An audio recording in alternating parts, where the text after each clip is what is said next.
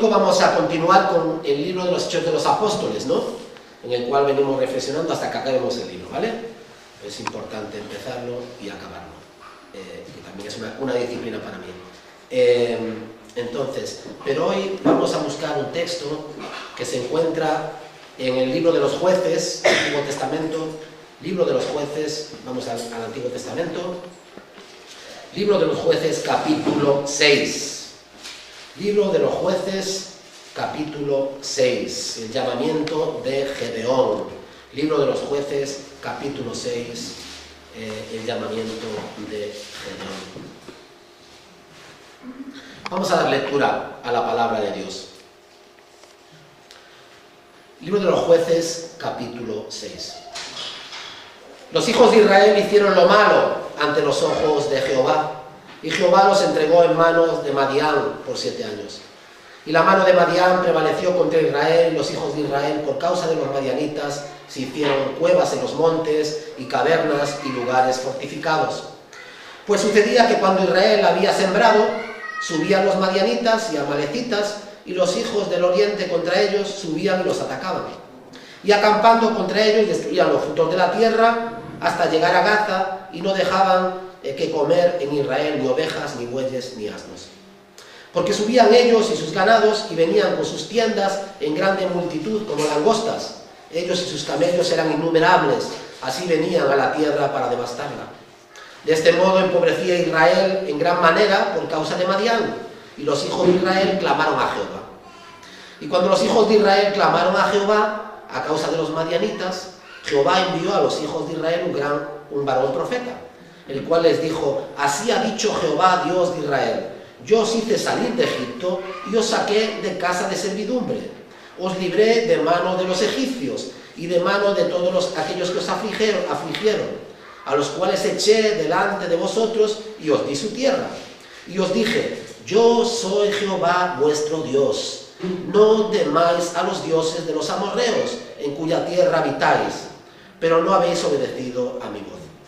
Y vino el ángel de Jehová y se sentó debajo de la encina que estaba en Ofra, la cual era de Joás, abiezerita. Y su hijo Gedeón estaba sacudiendo el trigo en el lagar para esconderlo de los madianitas. Y el ángel de Jehová se le apareció y le dijo: Jehová está contigo, varón esforzado y valiente. Y Gedeón le respondió: ah, Señor mío, si Jehová está con nosotros, ¿por qué nos ha sobrevenido todo esto? ¿Y dónde están todas sus maravillas que nuestros padres nos han contado, diciendo: no nos sacó Jehová de Egipto, y ahora Jehová nos ha desamparado y nos ha entregado en manos de los madianitas? Y mirándole Jehová, le dijo: ve con esta tu fuerza y salvarás a Israel de la mano de los madianitas. ¿No te envío yo? Entonces le respondió: ah, Señor mío, ¿con qué salvaré yo a Israel? He aquí que mi familia es pobre en Manasés, y yo el menor de la casa de mi padre.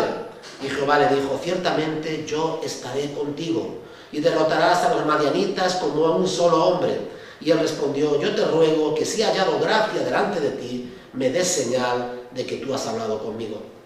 Te ruego que no vayas de aquí hasta que vuelva a ti y saque mi ofrenda y la ponga delante de ti. Y él respondió: yo esperaré hasta que vuelvas. Y entrando Gedeón preparó un cabrito y panes sin levadura de un efra de harina, y puso la carne en un canastillo y el caldo en una olla, y sacándolo se lo presentó debajo de aquella encina. Entonces el ángel de Dios le dijo: toma la carne y los panes sin levadura y ponlos sobre esta peña, y vierte el caldo. Y él así lo hizo.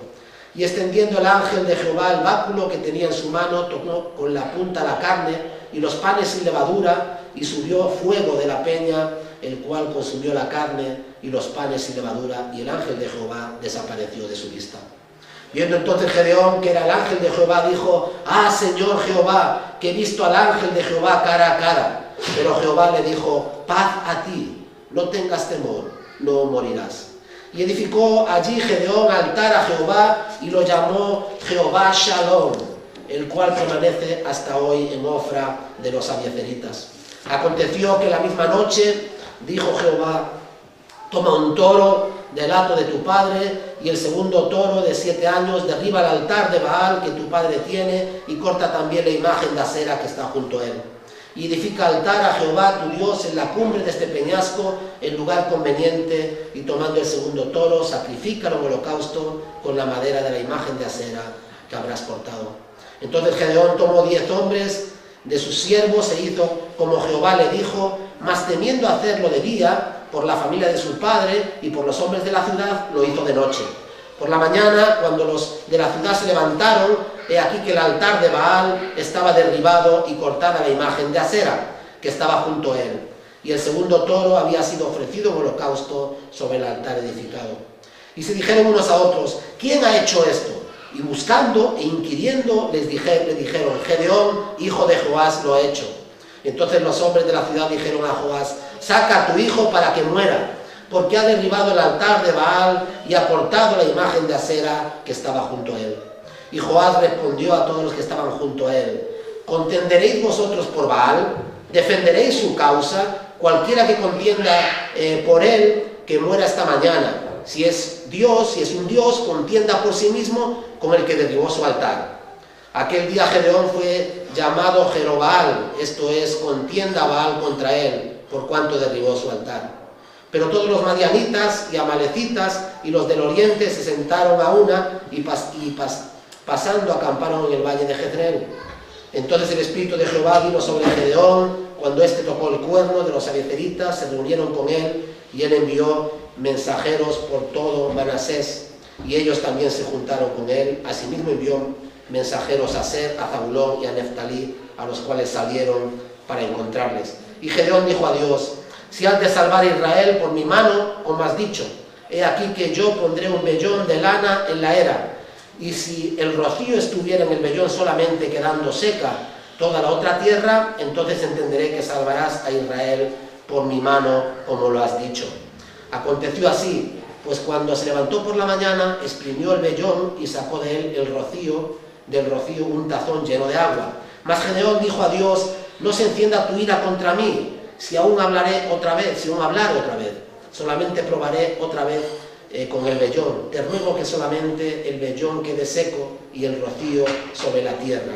Y aquella noche lo hizo Dios así, solo el vellón quedó seco y en toda la tierra hubo rocío.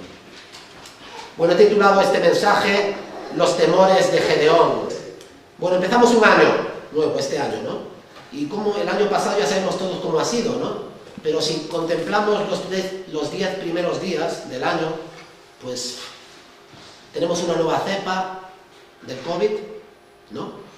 En Inglaterra están las cosas muy mal. Ayer he hablado con el director de mi misión y me decía que de 50 británicos, 1 padecen COVID. Es decir, que la cosa está bastante mal en el Reino Unido. Hemos visto a estos chalados asaltando el Senado de los Estados Unidos, algo inaudito, ¿verdad? El paro en España crece, ha habido mucha gente que está en el paro, ¿no? Y tenemos una gran nevada, una gran tormenta sobre Europa y en España, y más de la mitad del país está hoy en día casi, si no aislado, con grandes problemas en las comunicaciones, ¿no? Entonces hemos empezado el año con muchos problemas, ¿no? ¿Verdad? No pinta bien el año, ¿no? Y entonces muchos de nosotros, o muchas personas, pueden empezar este año con temor, ¿verdad? Diciendo, ¿qué pasará este año? Con mi familia, con mi economía, con mi vida, con la iglesia. Nosotros tenemos el gran privilegio de poder estar abiertos, pero de todas formas hay muchas iglesias que están cerradas y no pueden congregarse. Y hay algunas iglesias, también ayer hablando con un director de mi misión, en Gales, me decía una familia que apoya esta iglesia en oración y económicamente, que ellos llevaban sin congregarse desde febrero, porque la congregación es mayor, casi es muy mayor la edad de la congregación, y están esperando y no se congregan, ¿no? Entonces, estas son las expectativas, digamos, del año, ¿no? ¿Vale? De una forma realista. Pero nosotros vemos por medio de la fe. Debemos tener nosotros temor. ¿Cómo podemos enfrentar nosotros nuestros temores? Y este pasaje de Gedeón nos habla de los temores que Gedeón enfrentó ante esta situación, ¿vale? En contexto, el libro de los jueces es un libro que nos habla de una época en Israel donde cada uno, este es el resumen, cada uno hacía lo que bien le parecía. era un tiempo un poco de anarquía en Israel, ¿vale? Y cada uno hacía lo que bien le parecía, y Israel está siempre yendo tras los ídolos de los cananeos, sufriendo el castigo, digamos, la disciplina de Dios, volviendo otra vez a Dios, y así, constantemente, ¿no? Siendo subyugado, conquistado por madianitas, amalecitas. Es decir, vivir en ese tiempo era un tiempo de crisis, era un tiempo donde, como Gedeón, que está recogiendo la cosecha y escondiéndola porque los madianitas van a bajar y se van a llevar todo lo que tiene. Entonces Gedeón estaría preguntando, bueno, ¿qué futuro tenemos? De hecho, esta es la pregunta que le hace a Dios, ¿no? Señor, ¿por qué permites esto? ¿Por qué permites esta situación? ¿Vale? Entonces este texto tiene que ver con nosotros. Hay muchos que se preguntan por qué Dios permite lo que permite. Entonces, 3 conversaciones, ¿no? 3 escenas, hablando en lenguaje de teatro, ¿no? 3 escenas: la conversación entre Gedeón y el ángel, la construcción y destrucción de 2 altares, el altar a Dios y la destrucción del altar de Baal, y la conversación final entre Gedeón y Dios, ¿no? Entonces tenemos estos 3 momentos: el momento de la conversación entre Gedeón y el ángel, el momento de la destrucción, de la construcción del altar a Dios y la destrucción del altar a Baal, y el otro momento, digamos, la otra escena, que es la conversación final entre Gedeón y Dios. Si Dios es con nosotros, ¿por qué tememos? ¿No? Bueno, pues tememos porque a veces creemos que Dios no está con nosotros, evidentemente. Porque a veces vemos lo que nos rodea, la situación alrededor, y decimos, ¿cómo puede estar Dios aquí y permitir que me pase esto? Que suceda lo otro. Si Dios estuviese, si Dios es bueno, no lo permitiría. Pero perdemos de vista que Dios tiene otros pensamientos y que Dios obra de formas extrañas y que Dios obra al final para nuestro bien. Pero eso no nos exime de sufrir, y a veces sufrir por nuestra propia causa, por nuestras consecuencias de nuestras malas decisiones, o porque simplemente Dios tiene otros planes. Esto es muy importante. Esto es muy importante. La primera conversación tiene que ver con 2 diferentes comprensiones que Gedeón tiene sobre Israel y sobre Dios, ¿no? Y Dios le dice, Dios está contigo, versículo 12, ¿no?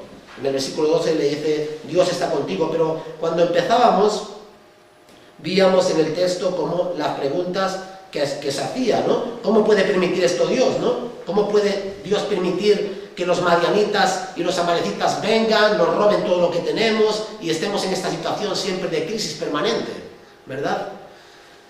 Y como Dios dice, tú vas a ser la persona.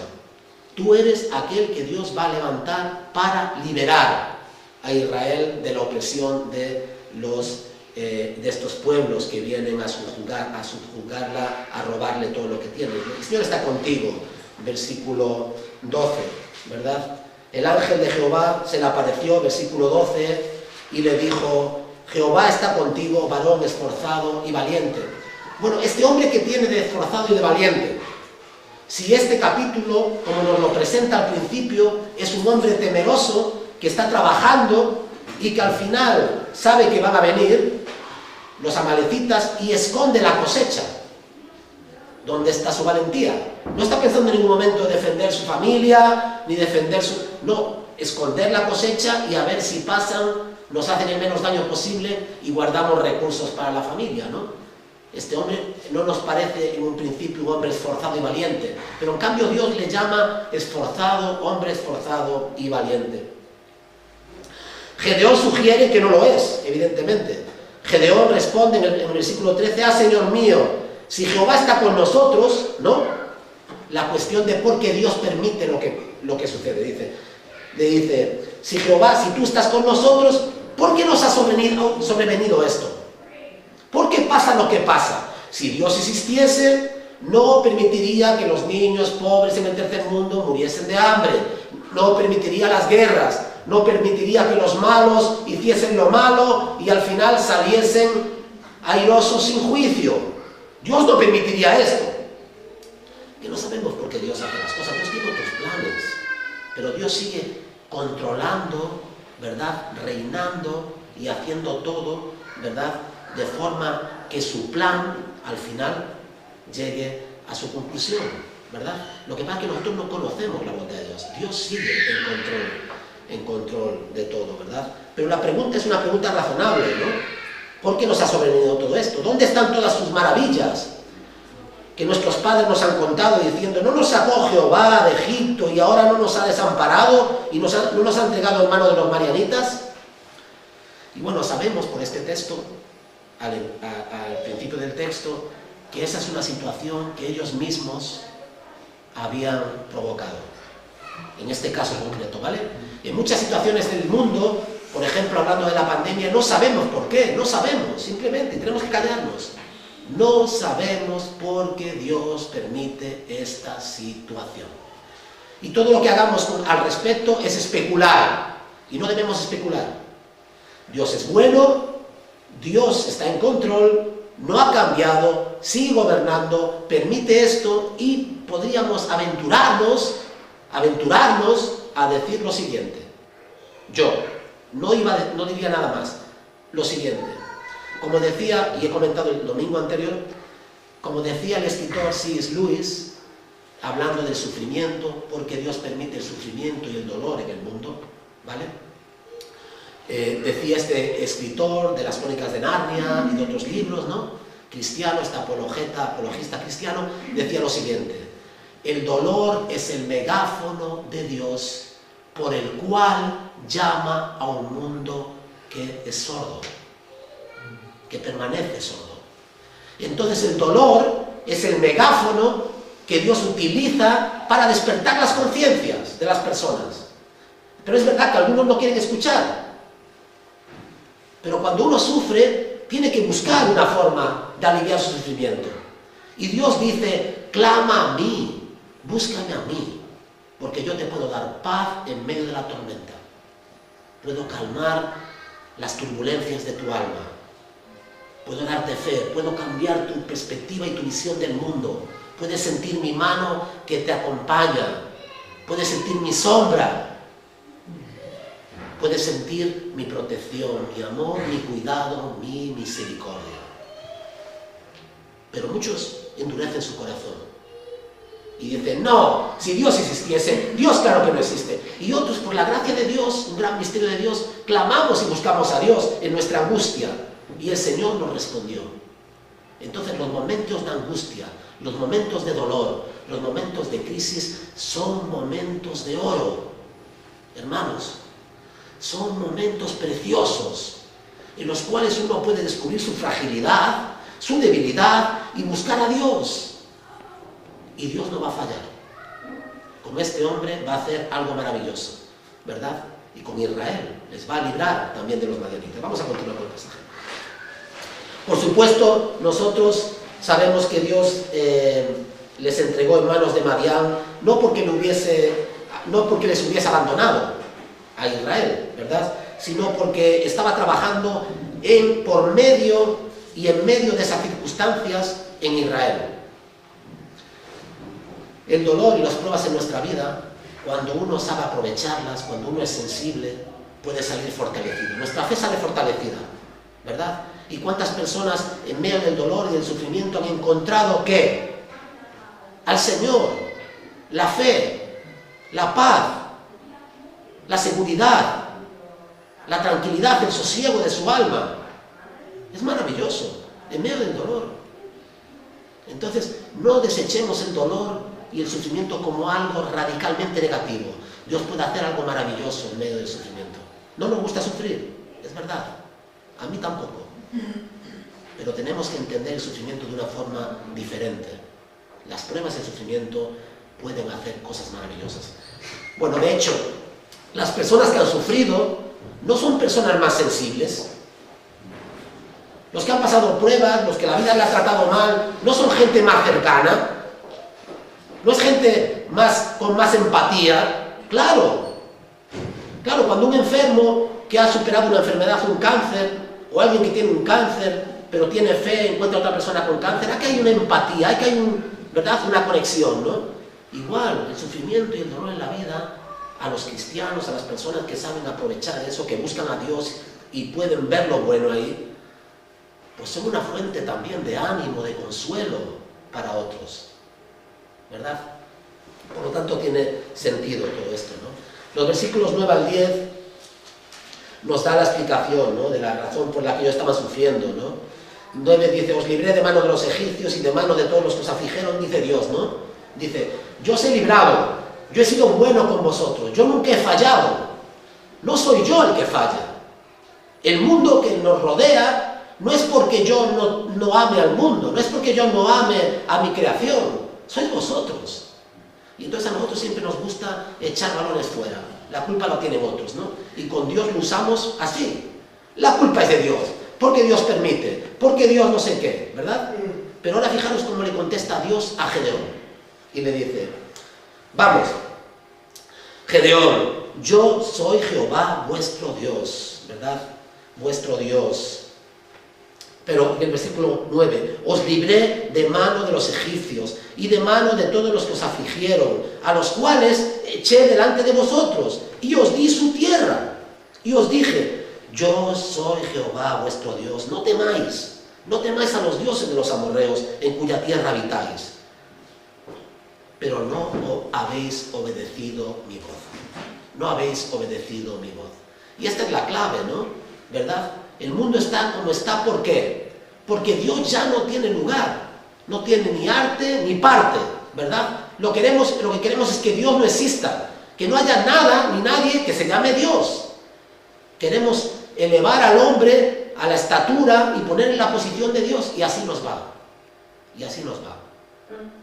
Los hombres han abandonado a Dios, el mundo ha abandonado a Dios, y entonces está como está. No es culpa de Dios. No es la culpa de Dios, es nuestra culpa. ¿Sabéis por qué hay tantos niños que mueren de hambre? Porque hay otros países que no están dispuestos a ser solidarios con esos países. Es nuestra culpa. ¿Sabéis por qué hay guerras entre nosotros? Porque codiciamos, las naciones codician lo que otros tienen, porque quieren mantener su supremacía, su señorío sobre otros. Somos nosotros, analizadlo. Somos nosotros. Los males que hay en el mundo no son fruto de Dios o causa de Dios, es causa de nuestro propio pecado, de nuestra codicia, de nuestra ambición, de nuestra falta de solidaridad, de nuestra falta de empatía con el resto de los seres humanos. Esto es lo que está diciendo Dios. Yo he sido bueno con vosotros, vosotros no me habéis obedecido. Yo no os he abandonado, vosotros me habéis abandonado a mí. Esa es la respuesta, ¿verdad? Esa es la respuesta. Qué fácil para nosotros es cometer estos dos errores, ¿verdad? Pensar que Dios nos ha abandonado, ¿verdad? Y pensar que Él no está en control. Tendemos a pensar que los problemas que afrontamos en nuestra vida son la evidencia de que Dios se ha olvidado de nosotros. Cuando el cristiano sufre, es muy importante. Esta es la gran prueba. Hemos visto cristianos sufriendo. Nosotros sufrimos como los demás, igual que los demás, enfermamos como los demás, ¿verdad? Pero hay algo diferente en el cristiano, que sabe que Dios está ahí y no le abandonará, ¿verdad? Dios no te ha olvidado porque estés pasando una prueba ahora. Dios no te ha olvidado porque estés enfermo. Dios sigue presente en tu vida y está haciendo algo nuevo y precioso en tu vida por medio a veces de la dificultad y de las pruebas. En vez de preguntarnos por qué, en vez de preguntarnos por qué Dios permite esto, por qué Dios permite que pase lo que pase, deberíamos preguntarnos por qué Dios, no porque Dios permite, sino para qué Dios permite. Para que Dios permite que pase lo que pase. Es decir, ¿para qué Dios permite en mi vida esto? ¿Tendré yo algo que cambiar? ¿Tengo que reorientar mis prioridades? ¿Hay algo en mí que debería cambiar? ¿Hay algo en mí que debería dejar? ¿Hay algo en mí que no estoy haciendo y debería hacer? ¿Verdad? En vez de acusar a Dios, debería mirarme a mí mismo y decir, ¿tendría yo que hacer algo con mi vida? Creo que es muy importante, no por qué, sino el para qué. Algo práctico en mi vida que hacer con ese sufrimiento. Al final vamos a Romanos capítulo 8, 28. Todas las cosas que suceden aquí, todas las cosas ayudan a bien para aquellos que son llamados, ayudan a bien. Entonces tenemos que preguntarle al Señor, Señor, ¿cómo me ayuda esto a mí a bien? ¿Qué puedo hacer yo con esto? ¿Verdad? ¿Qué puedo hacer yo con esto? A menudo estamos esperando también, cuando tenemos problemas, que alguien venga y nos lo solucione, ¿verdad? En este caso de Gedeón: Señor, ¿por qué nos has abandonado? Ven y haz algo. Pero Dios quiere hacer algo a través de Gedeón. Y en nuestras vidas es igual. Estamos buscando que Dios haga algo, o que alguien venga y nos ayude, cuando igual quien tiene que hacer algo somos nosotros, ¿vale? Somos nosotros, con la ayuda de Dios, pero nosotros, no alguien que venga, no Dios mismo interviniendo, sino tú con la ayuda de Dios, ¿verdad? Esto es lo que tiene que hacer Gedeón, ¿no? Estamos esperando como él, que intervenga Dios o que intervenga otro, pero no yo, no que yo tome cartas en el asunto. Y entonces hay algo muy importante, que es la responsabilidad. Tenemos que ser responsables y tenemos que usar nuestra responsabilidad y tenemos que pedirle a Dios ayuda, y nosotros ponemos manos a la obra. Varón esforzado y valiente, ¿no? Hazlo tú, esfuérzate, sé valiente, toma las riendas de tu vida, toma decisiones, pide a Dios ayuda, pero tienes que tomarlo tú, tienes que tomar tú las riendas, tienes tú que esforzarte y tienes tú que ser valiente. Así es la vida. Muchas veces nadie va a hacer por nosotros nada. Bueno, claro que hace la gente cosas, pero quiero decir que nosotros tenemos que hacer, no podemos estar esperando que siempre nos arreglen la vida los demás, o que Dios con un acto milagroso cambie las circunstancias. Dios quiere hacerlo contigo y conmigo. Tenemos que ser responsables. En lugar de ello, deberíamos pensar que quizá Dios quiera que con su ayuda nosotros enfrentemos esos problemas, y en vez de pedirle: Señor, ¿por qué no solucionas mi problema?, quizá deberíamos pedir a Dios: Señor, por favor, hazme la persona que pueda manejar mis problemas. Es decir, que nosotros tenemos que ser las personas que manejemos nuestros propios problemas, ¿verdad?, con la ayuda de Dios. No podemos tener siempre muletillas. De hecho, en la vida no podemos mantener las muletillas. Tenemos que tomar responsabilidad de nuestra vida y pedirle a Dios que nos capacite y nos ayude para tomar buenas decisiones. Dios confirma que será este hombre, que en principio no se le ve esforzado y valiente, sino bastante cobarde y temeroso, guardando la cosecha para que no se la roben. Dios dice: vas a ser tú. Fíjate, no ser yo. Sí, vas a ser tú. Tú que escondías allí la cosecha, tú que no se te ve muy valeroso, muy valiente, pero sí, vas a ser tú, esforzado y valiente, tú vas a hacerlo. 6:14, ¿no? Y esto provoca un segundo desacuerdo con Dios. Primeramente, el desacuerdo con Dios de Gedeón es: Señor, ¿por qué no haces algo? Y ahora el Señor le dice: vas a hacerlo tú, no yo, tú. Yo te voy a ayudar, pero vas a hacerlo tú. Y el segundo desacuerdo que tiene Gedeón con Dios, en este diálogo con el ángel de Jehová, es: Dios confirma que Gedeón será quien derrotará a los madianitas, versículo 14, ¿vale? Dice así: y mirándole Jehová le dijo: ve con esta tu fuerza y salvarás a Israel de la mano de los madianitas. ¿No te envío yo? Y entonces le responde él, no es falsa humildad, entonces le respondió: ah, Señor mío, ¿con qué salvaré yo a Israel? ¿Con qué salvaré yo a Israel? He aquí que mi familia es pobre en Manasés y yo el menor en la casa de mi padre. Es decir, ¿con qué salvaré yo? Ya me has visto, guardando la cosecha, temeroso de los madianitas, y ahora me escoges a mí, que soy el menor de los hermanos, y mi tribu y mi clan no valen nada, ¿verdad? Pero así hace Dios las cosas. No es porque nosotros tengamos grandes capacidades, pero cuando Dios llama a alguien, Dios le capacita. ¿Entendéis? Si tú buscas a Dios, el Señor te capacita y te dice: hazlo tú y yo te voy a ayudar a que lo hagas, pero tienes que hacerlo tú. Esto provoca ese segundo desacuerdo, ¿no? ¿Con qué salvaré yo a Israel? Él es económicamente y socialmente el más pobre del clan más débil. El más pobre del clan más débil. Y la más insignificante tribu de Israel, que es la tribu de Manasés. Es decir, él no sería la persona que tú y yo escogeríamos para salvar a Israel. Así es como Dios actúa. Él no sería la persona que Dios escogería. Dios escogería a un clan fuerte, a una persona capaz, a alguien con los dones económicos, posición, respaldo familiar, y en cambio escoge a alguien humilde. Y fijaros, en la salvación es lo mismo. ¿Sabéis por qué mucha gente se resiste a creer en el cristianismo? Por la forma que tiene de obrar Dios tan sorprendente. Por esa forma de que Dios nos está diciendo en la Biblia de que Jesús de Nazaret es el único camino, el único Salvador. Pero ¿cómo puede ser eso? si era el hijo de un carpintero, si era un hombre que murió en una cruz, si nunca fue coronado rey, si nunca tuvo gloria alguna, no tuvo una gran influencia, si le seguían 12 personas y nada más, y las multitudes iban allí a verle, era un milagrero, ¿verdad? Pero en cambio Dios hace eso. Dios nos sorprende en la forma en la que obra la salvación. Y escoge a este hombre, a pesar de no ser nada. Algunos piensan que Dios actúa de forma sarcástica, que se está riendo de él, diciendo, te voy a escoger a ti, no eres nadie, no tienes nada, te voy a escoger a ti, como una forma sarcástica. Otros sugieren que Gedeón es excesivamente modesto, yo no soy nadie, no tengo nada, ¿qué voy a hacer yo? Y otros que no es consciente del potencial que él tiene. Pero no es ninguna de estas tres. Dios obra por gracia. No es por nada que Gedeón tenga, ni pueda tener, ni pueda llegar a tener. Es por la gracia de Dios que ha querido coger a ese hombre que no es nada, no es nadie, para usarle, ¿verdad? Nosotros igual. Dios quiere usarnos a cada uno de nosotros, ¿verdad? Y puede hacer cosas maravillosas en diferentes áreas de nuestra vida, como cristianos, ¿verdad? Podemos ser sal y luz a los que nos rodean.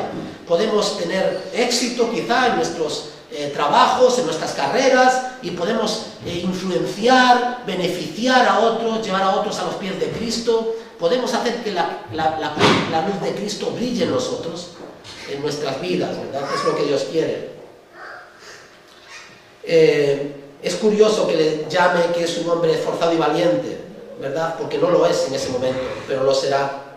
Pero tiene que usar sus capacidades, versículo 14. Y aunque tus capacidades no son suficientes, necesitas saber varias cosas, ¿no? Como cristianos, ¿qué necesitamos saber? No sé si sois personas, hay personas que son autosuficientes, ¿no? Que son personas que nunca le hace falta que les anime nadie, ¿no?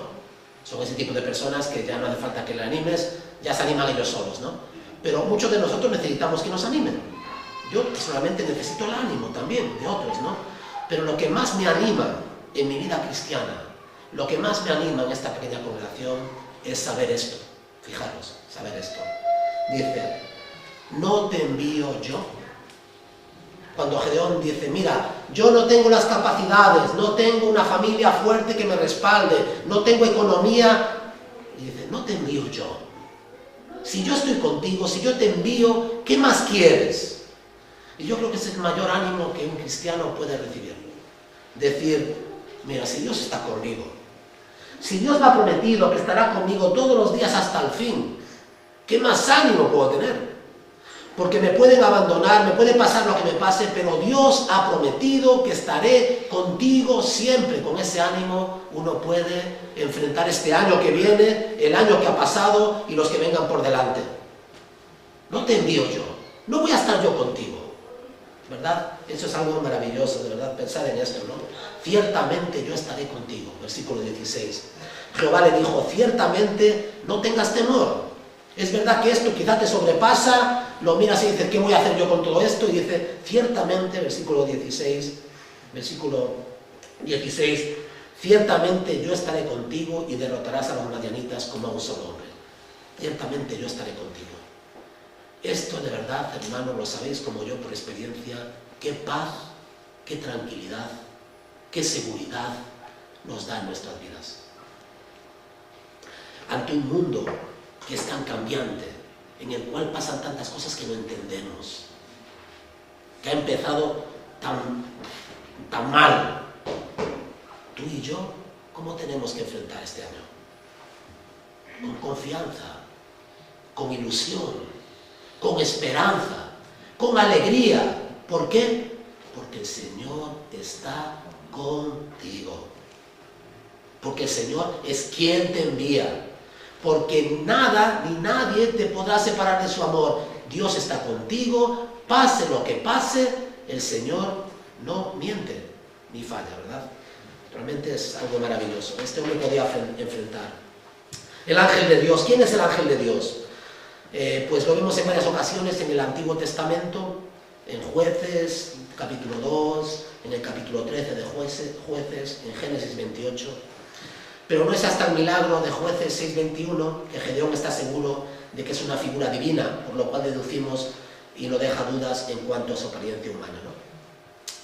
¿Qué quiere decir con esto? El ángel de Jehová es lo que en teología se dice una teofanía, es una aparición de Dios. Ese no es un ángel cualquiera. No es un ángel cualquiera porque Gedeón le ofrece sacrificio y el sacrificio es aceptado por el ángel, lo consume, el ángel mismo, ¿verdad?, lo acepta y después le dice, oh, Señor, y entonces intercambia ahí la conversación, le trata como el ángel, pero le trata como Dios también, ¿no?, como Yahvé, ¿no? Entonces ese ángel de Dios es Dios mismo. Y nos damos cuenta de que es la segunda persona de la Trinidad en el Antiguo Testamento, ¿verdad?, mostrándose en forma humana, ¿no?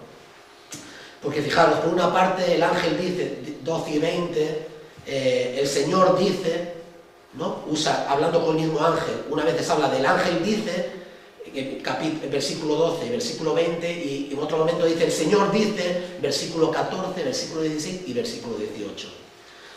Y en el versículo 14 el Señor dijo, ¿no?, y está hablando con el mismo ángel.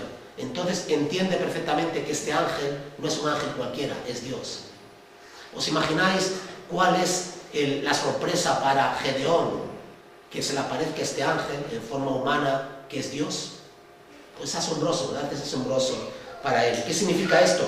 Es uno de los grandes misterios del Antiguo Testamento, que es imposible resolver sin el Nuevo Testamento. Si hay un Dios unipersonal, si solamente hay un Dios, ¿cómo es posible que ese Dios se manifieste en forma humana en el Antiguo Testamento a Gedeón? ¿Vale? Pues la respuesta es porque creemos en un Dios trinitario, un solo Dios en tres personas. Y lo que se manifiesta aquí no es el Dios el Padre, sino Dios el Hijo, ¿verdad? Dios el Hijo, el ángel de Jehová en el Antiguo Testamento. Dios es trino, un solo Dios en tres personas. Por lo cual hay varias buenas razones para afirmar que esta es una teofanía, una aparición de Dios en el Antiguo Testamento, de la segunda persona de la Trinidad en el Antiguo Testamento. ¿Trayendo qué? Salvación y paz. Salvación para el pueblo y paz para los corazones de los israelitas atribulados. Los altares, ¿no? No voy a entrar mucho en profundidad, ¿no? No quiero alargarme con el mensaje, ¿no? Pero encontramos aquí, pues, estos altares, ¿no? Primero el altar, que después de tener esta conversación, esta relación con el ángel, ¿no?, este encuentro con el ángel, Gedeón levanta, en honor a Dios, levanta un altar. Y la orden del ángel, o el mandato del ángel, de destruir el altar de su padre y de la ciudad que está dedicado a Baal, a otro dios, ¿no? Y cómo tiene que hacerlo de noche, con algunos amigos, ¿no?, ¿verdad? Y con ese altar, con la madera, pues construir, quemar y ofrecer la ofrenda, ¿no? Y entonces, ¿cómo es importante? ¿No? Voy a ir directamente a la aplicación, ¿vale? No voy a entrar en todos los detalles del pasaje, voy a entrar simplemente en la aplicación para no alargarme. ¿Qué es lo que aprendemos de aquí? Que tenemos que descubrir nuestros ídolos. Si queremos tener un encuentro, una renovación de nuestra fe, un nuevo encuentro con Dios, tenemos que descubrir los ídolos. Nosotros tenemos ídolos. Ellos eran israelitas, adoraban a Dios de Israel, pero por otra parte, en medio de la ciudad tenían un árbol, Asera, a Baal, y en ese árbol ofrendaban. Era un árbol y una deidad que era la deidad de las cosechas, de la fertilidad, y evidentemente estaba relacionado con todo el mundo agrícola, ellos eran campesinos, y entonces, por una parte a Dios, por otra parte a Baal. Y nosotros podemos hacer lo mismo, también por una parte a Dios, y por otra parte, pues, a otras cosas, ¿no? Y lo que Dios quiere es que nuestro corazón esté entregado a Él, ¿verdad? Los ídolos no producen nada al final, ¿verdad? Y es lo que vemos en este pasaje, ¿no? Entonces lo que dice Dios, no a Dios.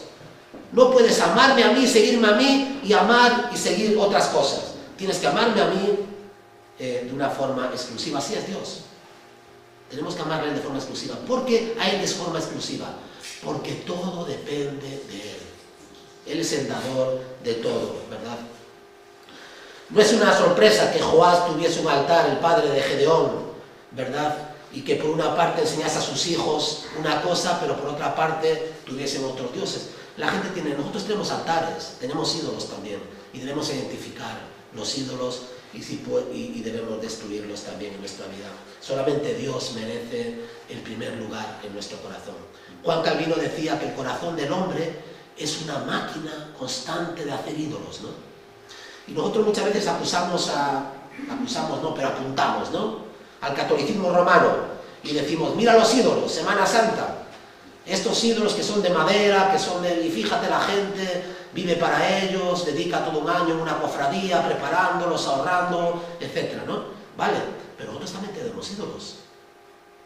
No son materiales, pero pueden ser nuestra familia, puede ser el dinero, la fama, el trabajo, yo qué sé. Y es importante descubrir estos ídolos y desplazarlos del lugar que debe ocupar Dios.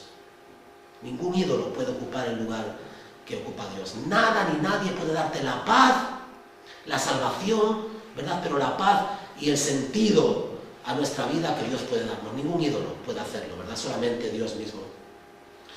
No debemos ver a Dios como el conseguidor de todo aquello que deseamos. Quedaos con esta frase, una frase interesante. No debemos ver a Dios como el conseguidor de todo aquello que deseamos, sino ver a Dios y hacer de Dios nuestro único objeto de deseo. Es decir, cuando tú amas a Dios, cuando tú buscas a Dios, nada de lo que necesites te va a ser arrebatado. Es más, es como nuestros padres. Nuestros padres desean lo mejor para nosotros. Y nuestros padres, si pueden, proveerán lo mejor para nosotros, ¿verdad? Así es Dios.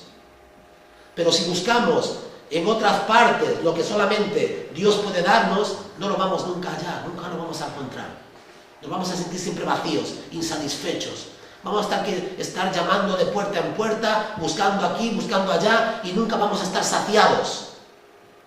Porque la única fuente de agua que puede saciar nuestra fe es la fuente que emana del corazón de Cristo, del corazón de Dios. Gedeón obedeció a Dios, lo hizo de noche, tenía miedo, ¿verdad?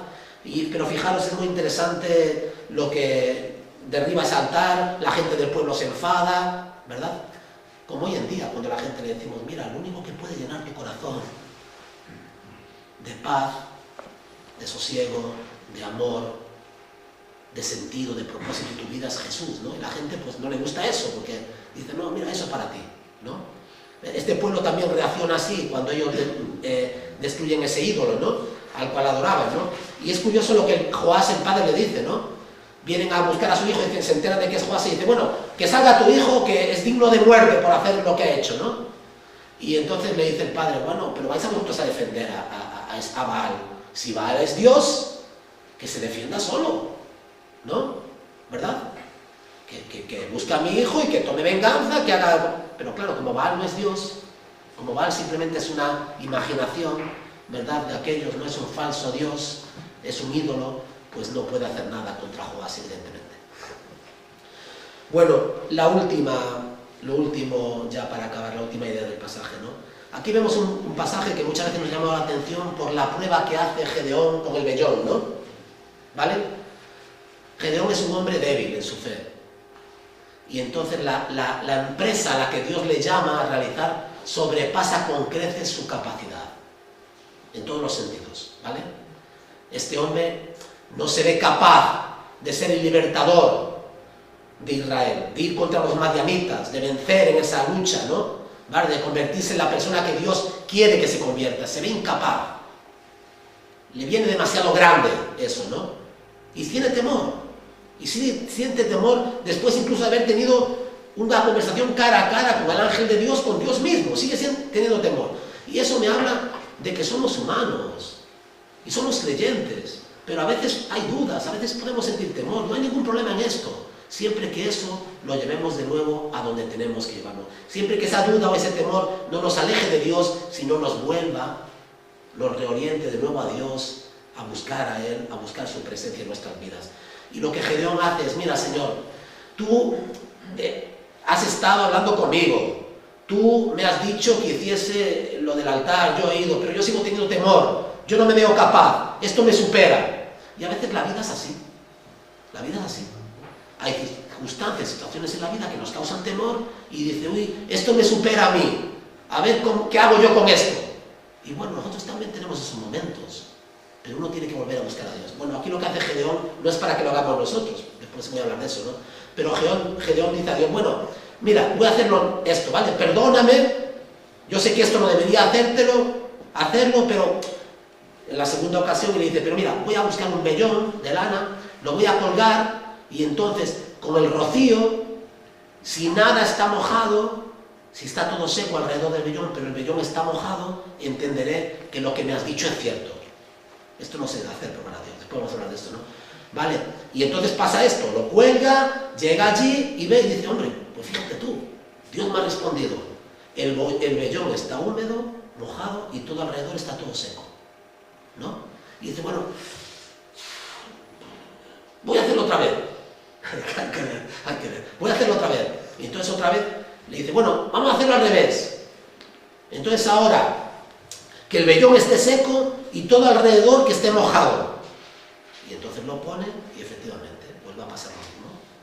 El vellón está seco y todo lo demás está mojado. Entonces ahora sí sabe que Dios le está hablando, ciertamente, ¿no? Entonces, ¿qué podemos ver en este hombre? No algo que debamos nosotros hacer como cristianos. Necesitaba una confirmación. Su fe era débil. Había tenido encuentros personales con Dios, pero necesitaba. Y así es de Dios de paciente. Yo cuando leo este pasaje lo que me maravillo es con la paciencia de Dios. La paciencia de Dios para con nosotros. Con nuestra poca fe. Que Dios es capaz de estar ahí, ¿verdad? Y estar animándonos, ¿no? Muchos han criticado a Gedeón por esta acción, pero si era tan mala y pecaminosa, ¿por qué contestó Dios? Porque Dios es un Dios paciente, paciente. Otros han imitado a Gedeón diciendo, muchos imitan a Gedeón hoy en día, ¿no? Diciendo, Señor, si tú quieres darme este trabajo, que reciba una llamada de ellos hoy. Yo creo que esto no se debe hacer. Yo creo que no debemos tentar a Dios. Debemos pedirle a Dios, Señor, abre y cierra puertas, pero no diciéndole, Señor, si tú existes, a ver si en media hora haces esto o lo otro. No, hombre, Dios no está para servirte y para servirme a mí así, en nuestros caprichos, ¿entendéis? ¿Vale? Este es un caso en la Biblia de alguien que iba a hacer algo muy importante como liberar a Israel y no sería capaz, ¿vale? Y el Señor tiene misericordia y paciencia con él y pues trabaja en su vida, ¿no?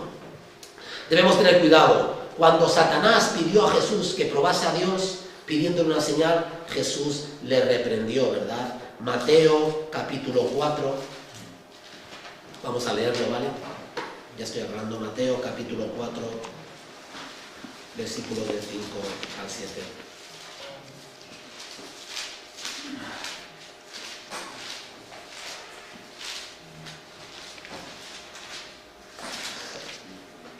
Mateo 4,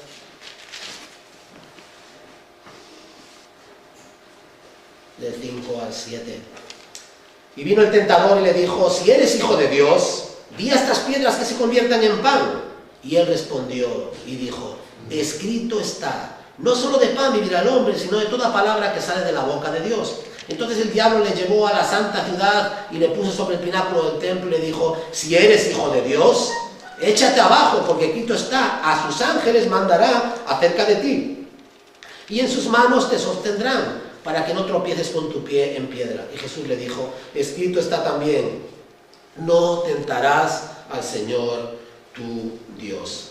Entonces, ¿qué está sucediendo aquí, en este pasaje? Como dije antes, lo que busca Gedeón no es tanto la ayuda para tomar esa decisión, sino conocer a Dios de una forma más personal, ¿verdad? Tenemos que entender que en esta época no estaba la Biblia, no tenían toda la Biblia, que como he dicho muchas veces, la revelación de la Biblia va como una linterna, yo tengo una linterna con la que juego con Teo, ¿no? Por las noches.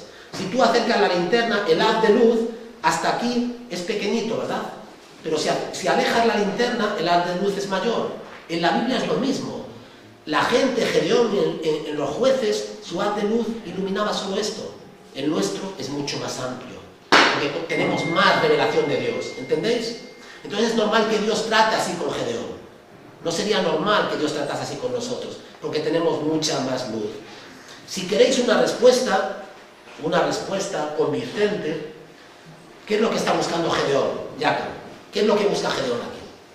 Gedeón primeramente contempla la situación de Israel, desesperada, de crisis, peor que la nuestra. La gente trabajaba y cuando tenía la cosecha, venían los madianitas, los amalecitas, tomaban su cosecha, quemaban sus casas, se llevaban a sus hijos. Terrible. Imagínate esa vida. Tú no sabes si la próxima cosecha vas a vivir o no. Es una, ¿verdad? ¿Y por qué? Entonces, y ahora resulta que ante esa cuestión no hay paz, ante esa circunstancia no hay paz. Y Gedeón lo que necesita es saber por qué sucede eso, tener paz, y lo que necesita sobre todo también es ser liberados de esa cuestión, ¿no? Enfrentamos un nuevo año, ¿no? Y entonces podemos decir, ¿cómo sé yo que Dios me ama, que Dios me cuidará, que Dios quiere quitar el temor de mi corazón, que puedo enfrentar este año con tranquilidad, con paz? Y entonces, ¿sabéis dónde tenemos que mirar? No tenemos que poner un vellón, ni tenemos que preguntarle a Dios, demuéstramelo. No, mira la cruz, mira el Calvario, mira a Jesús. No hay mayor muestra de amor, no hay mayor prueba que nos pueda traer seguridad y paz en nuestras vidas que contemplar al Cordero de Dios crucificado por amor. No hay mayor prueba. Porque si Dios nos ha amado tanto, de tal forma, que ha enviado a su Hijo unigénito, en palabras de la Biblia, el que no escatimó ni a su propio Hijo, sino que lo entregó por todos nosotros, ¿cómo no nos dará juntamente con Él todas las cosas? Podemos tener paz, podemos tener confianza, podemos tener incluso gozo y alegría en medio de las pruebas. ¿Por qué? Porque sabemos que el amor de Dios es cierto. ¿Queréis una demostración? Mirad la cruz. Esa es la demostración, eso es el sello, eso es la firma de Dios diciendo, te amo y te he amado y te amaré. No he usado lo que me sobraba, no he usado a otro, no he llamado a otro para que hiciese el trabajo. Yo mismo te he amado, yo mismo me he humanado, yo mismo he muerto, he resucitado y yo mismo vendré a por ti. Romanos 8:32, todas las cosas ayudan a bien. Cuando tenemos dudas, y las tenemos a veces, mira la cruz. Y si tienes dudas, y si te falta fe, ¿qué puedes hacer? No pruebes a Dios, sino lo que puedes hacer es, Señor, creo.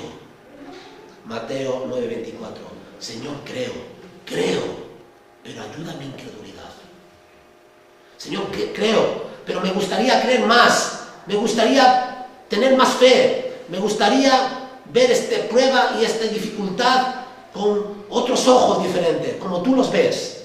Y puedes orar, Señor, creo, pero ayuda mi incredulidad. Qué oración más bonita, ¿verdad? Porque todos pasamos por estos momentos, por momentos más difíciles, por momentos de lucha, por momentos de conflicto. Todos enfrentamos a veces problemas en la vida que parecen que nos van a superar, que nos vamos a hundir definitivamente, ¿verdad? Pero en esos momentos, mira la cruz, reflexiona sobre lo que Dios ha hecho por ti y pídele al Señor, creo, Señor, pero ayuda mi incredulidad, que el Señor nos ayude y nos dé fe este año para ver por encima de los problemas, ¿verdad?